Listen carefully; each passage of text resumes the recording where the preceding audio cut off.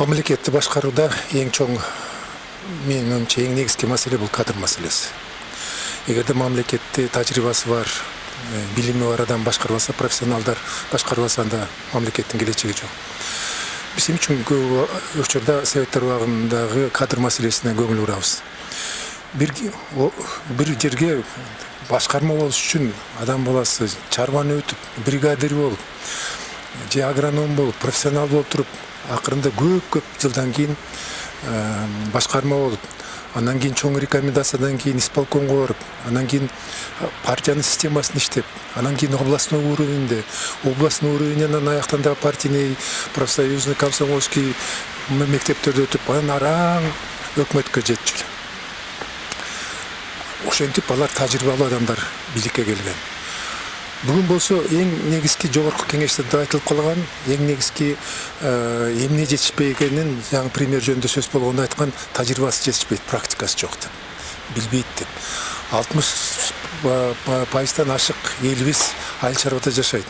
Бул жагынан дагы чоңойраак билбейт деген сөздөр парламентте айтылды. Демек, ушундай сын пикирлер айтып аткандан кийин практика жетишпейт дегендиктен кийин Сапар Исаков өзүнүн кеңешчи катары ушу опыту бар, иштеген адамдарды, айыл чарбасында болобу, курулушта болобу, медицинада болобу, иштеп практикасы бар, республикалык деңгээлде иштеген адамдарды өзүнө кеңешчи кылып алганда, ошондо жетишпеген нерсе, ал кишиге жетишпеген нерсе ордуна келип калат эле да. Мына мисалы Астананы куруп атканда дүйнөлүк конкурс кылып туруп, Назарбаев өзү башкарып болуп, дүйнө жүзүндөгү архитекторлордун баардыгын катышып, Акира Куросава деген Япониянын архитектору утуп алды. Мына ошо кишини ал советник кылып алып, жылына $5 миллион төлөп, Астананы курганга чейин кеңешчи катары алды. Билимдүү адам болгон менен. Эмне үчүн Өзбекстанда дүйнө жүзүндө эң катуу өсүп аткан ВВПсы 9% өсүп аткан мамлекет. Эмне үчүн дегенде, алар болсо туруктуу мамлекет болгон, туруктуу профессионалдар менен иштеген. А бизде болсо туруктуу болуп аткан нерсеси кадр маселеси жанагындай чалабы келгендери. Мисалы жанагы 13-төй деп атабыз, кеңешчи келген экен. Ошонун эң бирөө 26 жашта экен, Будапештте бүткөн экен. Үчөө Будапешттерден бүткөн, Оксфорд, Гарвард, Кембридж дейт, Германиядан бүткөн адамдар балдар экен, 36-37 жашаган. Мүмкүн алар жакшы балдар, жакшы кыздар. Мүмкүн билими жакшы, бирок аяктан берген билимдер кичинекей эле, мындайча айтканда, турмушта болуп аткан нерсенин 1%-на да жетпеген билим.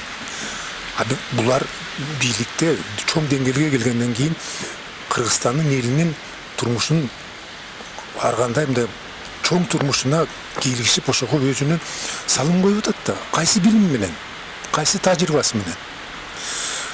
Эгерде ошо балдарды, кыздарды айылга жиберип, ошо айыл өкмөтүнө кеңешчи кылып жиберийсе, ошо айыл өкмөтүнүн деңгээлин көтөрүп, жерге жакын болуп, ошолор менен иштешип, тамактын кандай табыларын, малды кандай бага турганын билип, финансовый маселесин ошо жактан айылдан чечип, шаардан чечип, андан кийин райондук деңгээлге, район деңгээлден областтык деңгээлге, анан кийин өкмөттүн деңгээлине келгенде бул бирден нерсе болмок. Мына мисалы кеңешчи катары калыкты алган экен Султанов. Бул киши мастер, прораб, управляющий треста болуп, келген бүгүнкү кезде чоң курулуш компаниясын түзүп, министр болуп иштеген адам кеңешчи болуп кетти. Муну түшүнсө болот. Бул чоң жардам. Бул маселе келгенде Сапар Исаков уже эчтекеден коркпосо болот. А калгандарынчы финансовый маселе, программисттер экен. НПОшниктер экен. Айтар бул таң калыштуу нерсе. Эң күрдөйүн алар, мындайча айтканда, премьердин аппараты бул бүт болуп, баары тең кеңешчи да, баары тең мындайча айтканда советниктер. Алар эмне кылып атат? Аларга ишеним көрсөтпөгөндүктөн. Аппарат иштетиш керек да. Мына ошондой нерселер капа кылат. Мына мүмкүн ошондуктан чоң ката кетти. Сентябрда, былтыркы сентябрда Кумтөр маселеси боюнча жакшы келишим түштү деп айтылып калбадыбы? Бул Кыргызстанга чоң балта чапкан келишимдердин бири болду. 93-жылы бир чоң келишим болгон, алдап кеткен, бизди 67%-дан 33-кө түшүрүп берген.